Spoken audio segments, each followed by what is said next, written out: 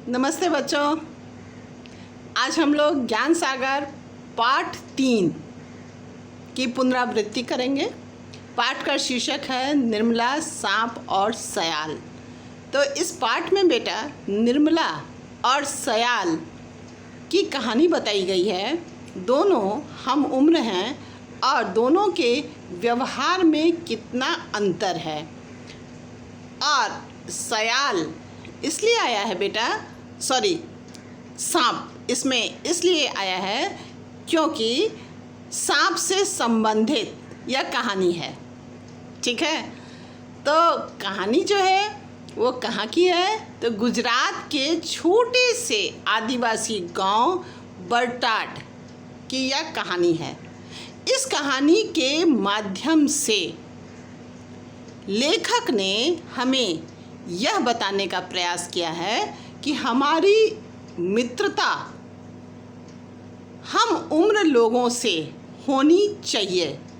वो तो होती है, आप बोलेंगे कि हम तो अपने हम उम्र से ही करते हैं, लेकिन इसके साथ साथ बेटा यह बात भी बताई गई है कि जो हमारे हम उम्र हैं उन्हें हमें अपने समान ही देखना चाहिए, समझना चाहिए, व्यवहार करना चाहिए, सहायता करनी चाहिए।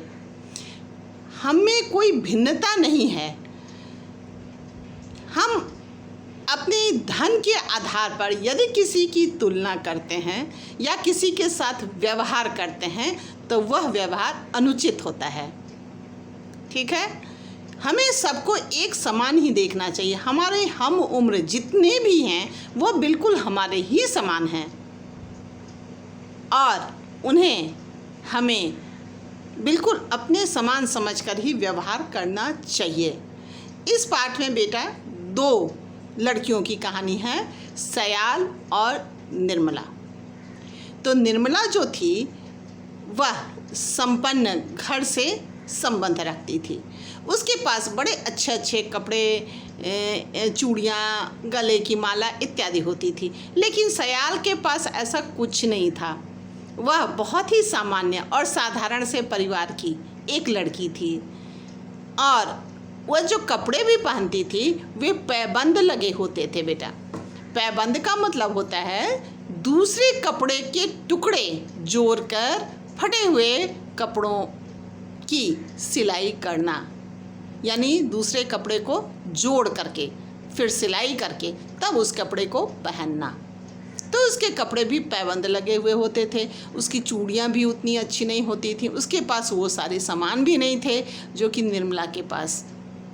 लेकिन सयाल ने कभी इससे अपना मन दुखी नहीं किया और निर्मला हमेशा अपने को थोड़ा अधिक अलग समझती थी सबों से, यानी कि सयाल से अपने को अलग समझती थी कि मेरे पास तो वो सारा कुछ है, मेरे पास तो ऐसा है वैसा है। सयाल के पास कुछ भी नहीं। उसे वह तुच्छ नज़रों से देखती थी, उसके साथ मित्रता नहीं करना चाहती थी। यद्यपि सयाल बहुत तहे दिल से उसका स्वागत करना चाहती थी, उसे बुलाती थी अपने पास, उसके साथ मित्रता करना चाहती थी, लेकिन निर्मला हमेशा उसकी उपेक्षा कर देती थी। ठीक है, तो हमें बेटा किसी की भी उपेक्षा नहीं करना चाहिए। ये सोच कर नहीं कि मेरे पास तो इतना कुछ है उसके पास नहीं, ऐसा तो कभी भी मन में ख्याल नहीं लाना चाहिए। और यदि कोई गुणी है तो वह है, उसे हमें स्वीकार करना चाहिए, उसके गुणों को स्वीकार करना चाहिए। क्योंकि अगर हमने स्वीकार नहीं किया तो दूसरा कोई करेगा तो ज़रूर, क्योंकि उसमें वो सारे गुण विद्यमान हैं, मौजूद हैं। तो इसी प्रकार निर्मला के अंदर भी अनेक गुण थे। वह बहुत हंस के मुस्कुरा के लोगों से बातें करती थी, सदा दूसरों की सहायता करने को तैयार रहती थी। और जब वह मुस्कुराती थी तो उसके गालों में 2 छोटे छोटे गड्ढे दिखने लगते थे और बहुत खुलकर किसी के साथ मिलती थी, उसकी सहायता करती थी। उसका व्यवहार और गुण इतना अच्छा था कि उसकी माँ की सभी तारीफ़ किया करते थे कि तुमने अपनी बेटी को इतना अच्छा कैसे बनाया। तो ये तो उसके गुण थे ही बेटा। कोई एक ना माने तो उससे होता क्या है। तो निर्मला कभी इस बात को स्वीकार नहीं करती थी। पढ़ने लिखने में भी सयाल ज़्यादा अच्छी थी, वह विद्यालय भी जाती थी, लेकिन चूँकि थोड़ी गरीबी थी इसलिए उसे अपनी मवेशियों को भी चराने के लिए जाना पड़ता था। वैसे तो मवेशी चराना उस गांव का नियम था, ऐसा नहीं है कि किसी अर्थ के आधार पर ऐसे कार्य के बंटवारे होते थे, वैसा नहीं था। निर्मला भी जाती थी, लेकिन सयाल जो जाती थी तो वह विद्यालय की पढ़ाई भी पूरी कर लेती थी, पढ़ने में भी बहुत मन लगता था और मवेशियाँ भी चराती थी। लेकिन निर्मला बिल्कुल पढ़ना लिखना चाहती नहीं थी, वह तो केवल इसी फिराक में रहती थी कि उसे कब बाहर जाने का मौका मिल जाए और कब उसे जंगलों में मवेशियों को लेकर जाना पड़े। बाहर का मतलब वही बाहर होता है, ये बाहर नहीं होता है सिनेमा देखना या कहीं और टहलना, घूमना, पार्टी करना, वो बाहर से मेरा मतलब यहाँ नहीं है। तो उस गांव के बच्चे ऐसे ही जाया करते थे मवेशियों को चराने के लिए। तो एक दिन की बात है कि निर्मला की माँ ने उससे कहा कि आज तो कोई है नहीं और तुम ही अपने इन मवेशियों को लेकर जंगल में चली जाओ, चरा के लाओ। तो वह तो बहुत खुश हो गई, क्योंकि उस और अंधे को चाहिए क्या, दो आँखें, तो उसे तो खुशी का ठिकाना नहीं रहा कि चलो अब तो जाने को मिल रहा है। तो जहाँ वह जाती थी, बैठती थी, जब वो वहाँ पहुँची तो उसने देखा कि पहले से ही एक वृक्ष के सहारे कोई टिक कर बैठा हुआ है। तो उसने जब देखा तो उसे लगा कि यहाँ तो सयाल बैठी हुई है। उसका मन तो बहुत चिढ़ गया, क्योंकि वह तो वैसे ही सयाल से बहुत चिढ़ती थी। तो उसने सयाल की परवाह नहीं की। सयाल ने उसे बहुत प्यार से पुकारा भी कि आजा निर्मला, यहीं आकर बैठ जाओ।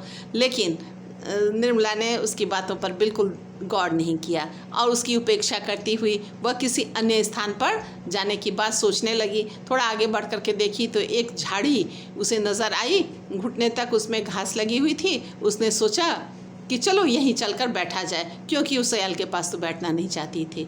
मवेशियों को चढ़ने के लिए उसने एक स्थान पर, जहाँ खुले जगह थे और घास इत्यादि थी, हरी हरी घास, वहाँ उसने छोड़ दिया और खुद उन झाड़ियों के पास पहुँच गई।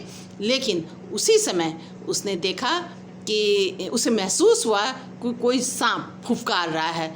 अब तो समझ लो कि काटो तो खून नहीं, उसके मतलब भय का ठिकाना नहीं रहा। इतनी भयभीत हो गई कि अब उससे कुछ समझ में नहीं आ रहा था कि वो क्या करे।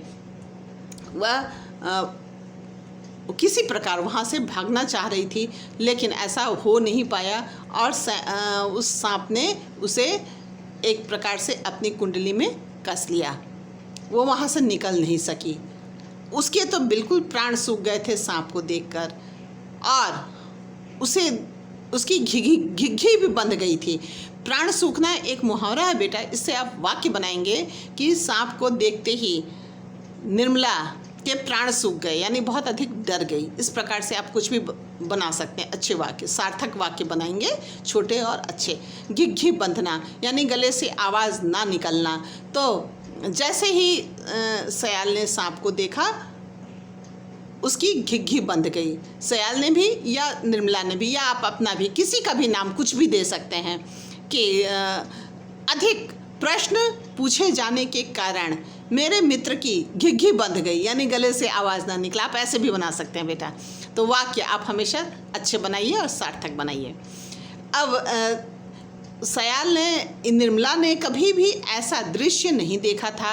वह तो सांप की कुंडली में फंस चुकी थी और निकलने का प्रयास कर रही थी, लेकिन वो कैसे निकलती, हो नहीं पा रहा था। तो अब उसे लग रहा था कि उसके तो प्राण ही निकल जाएंगे, उसकी हड्डियां चूर चूर हो जाएंगी। उसने ज़ोर ज़ोर से पुकारना शुरू किया, बचाओ बचाओ, ऐसे करके लगी चिल्लाने। निर्मला ने सांप को जितनी भी झटकारने की कोशिश की, लेकिन वह उसमें सफल नहीं हो सकी। तभी उसने देखा कि किसी ने सांप पर लाठी से वार किया। यह वार करने वाली और कोई नहीं, सयाल थी। उसने सयाल को देखा तो थोड़ी उसकी जान में जान आई। उसने कहा कि सयाल, मैं मर रही हूँ, मुझे बचाओ। सयाल ने उसे ढाढ़स बंधाया कि घबराओ मत। ढाढ़स बंधाया का मतलब होता है बेटा हिम्मत बंधाया, कि घबराओ मत निर्मला, मैं आ गई हूँ। तुम बिल्कुल एकदम निर्भीकता से सांप की कुंडली खोलने का प्रयास करो। और ऐसा कहने से वह वैसा ही करने लग गई, लेकिन उसमें सफल नहीं हुई। और ऐसा होने के कारण, सफल ना होने के कारण सयाल ने भी पहुंचकर सहायता की, लेकिन उससे कुछ हो नहीं पाया। बल्कि जब बहुत कोशिश की तो किसी प्रकार उसके मुंह को, उसके जबड़े को खोलने में सफल हुई और उससे, उसकी कुंडली से उसके पैर निकले। उसने सयाल को वहाँ से बाहर निकाला कि जल्दी तुम भागो यहाँ से, लेकिन उसे तो हटा दिया, खुद ही सांप के चंगुल में फंस गई। सांप ने उसे कस के पकड़ लिया। अब तो लगा कि उसकी भी जान ही चली जाएगी, लेकिन उसने बहुत हिम्मत से काम लिया। बहुत हिम्मत वाली लड़की थी और उसने बहुत जोर लगाया और किसी प्रकार उसकी कुंडली को खोलने में सफल हुई। उसके जबड़े को हाथ से फैलाया और ऐसा करने में तो उसकी हिम्मत जवाब देने लगी। किसी की भी होगी बेटा, तो उसकी भी, वो भी एक छोटी सी लड़की थी, तथापि साहसी इतनी थी कि उसने किसी प्रकार इसमें सफलता पाई। निर्मला को लगने लगा कि इतनी साहसी और हिम्मत वाली लड़की से मैंने व्यर्थ ही एक प्रकार से मन ही मन झगड़ा मोल लिया, यानी मैं व्यर्थ ही चिढ़ती रही, क्योंकि यह तो बहुत ही उपकारी है। यदि यह नहीं आती तो यह दैत्य के आकार का दैत्याकार का मतलब होता है दैत्य के आकार का सांप मुझे खा ही जाता। और अब जब निर्मला उसकी कुंडली से निकल चुकी थी तो बार बार सयाल चिल्ला रही थी कि तू भाग जा, यहाँ से भाग जा, लेकिन वह भाग नहीं पा रही थी, क्योंकि उसे लगने लगा कि मैं इतनी अच्छी मित्र को छोड़कर कैसे जाऊं। उसने मित्रता की परख को समझी कि इतनी अच्छी मित्र है, मेरे हम उम्र है, हमेशा मेरे दोस्ती का हाथ बढ़ाती है, लेकिन मैं कभी इसे कुछ समझी नहीं और व्यर्थ में ही मैं चिढ़ती रही। इसलिए उसने अब इस बात को समझा और वहाँ से नहीं गई। बार बार सयाल चिल्ला रही थी, तथापि वह गई नहीं, क्योंकि वह चाहती थी कि वह भी सयाल की सहायता करे।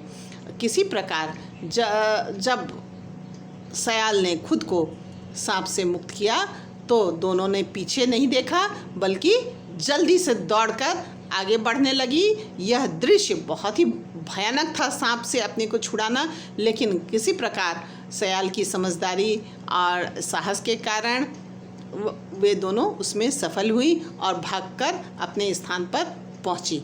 और वहां पहुंचकर एक प्रकार से उसमें अद्भुत शक्ति आ गई थी और हाथ पकड़ के दोनों दौड़ती रही और वहीं पहुंची जहां की उसके मवेशी चल रहे थे। वहां पहुंचकर उसने एक प्रकार से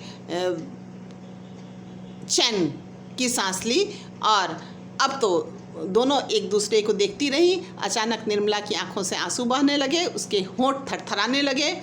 उसने सयाल से कहा कि अगर वह न होती तो सांप उसे मार ही डालता। सयाल ने उसे धैर्य बंधाया और कहा कि सब ठीक हो जाएगा। निर्मला ने सयाल को इस प्रकार देखा जैसे आज पहली बार पहचान पाई है। वास्तव में वह पहली बार ही पहचान पाई थी। निर्मला ने कहा, सयाल, मैं तुम्हें अपनी मोतियों की माला भेंट देना चाहती हूँ। लेकिन सयाल ने लेने से इनकार किया। उसने कहा कि क्यों, यदि तुम मेरे स्थान पर होती तो क्या तुम मेरी मदद नहीं करती? लेकिन निर्मला ने बार बार उससे लेने का आग्रह किया और बहुत शर्मिंदा भी हो रही थी और उससे कहा कि इसे तुम स्वीकार करो, क्योंकि यह तुम्हारे स्नेह की याद दिलाएगी। ठीक है, तो इस प्रकार कहने के कारण सयाल ने बड़ी देर तक निर्मला की आंखों में देखा। उसे लगा कि यह शायद दोस्ती के महत्व को समझ गई है और उसने उसे स्वीकार किया। तो बेटा, मैंने आपको प्रश्न के उत्तर बताया है, मैं आपको इसमें सारांश भी बताई हूँ और प्रश्न के उत्तर अगर फिर भी आपके समझ में ना आए कुछ, जो कि मैंने अभी अभी पढ़ाया आपको कक्षा में, और तो आप मुझसे अगली कक्षा में ज़रूर पूछेंगे। तो इस प्रकार देखते हैं बेटा कि सयाल की बुद्धिमानी और समझदारी, साहस के कारण निर्मला की जान बची। ना ही निर्मला की जान बची, बल्कि उसने अपनी जान भी बचाई। तो हमें बेटा हमेशा सब को एक समान समझना चाहिए, सबकी मदद के लिए तैयार रहना चाहिए और हमेशा हिम्मत से काम लेना चाहिए। जैसे सयाल बुद्धि, विवेक, ज्ञान, व्यवहार इत्यादि में निपुण थी, वैसे ही उसने अपना एक परिचय भी देकर दिखाया और इस प्रकार उसने निर्मला की जान बचाई और अपनी भी जान बचाई। तो इस पाठ से बेटा हम यह सीख पाते हैं कि हमें अपने मित्रों की सहायता अवश्य करनी चाहिए।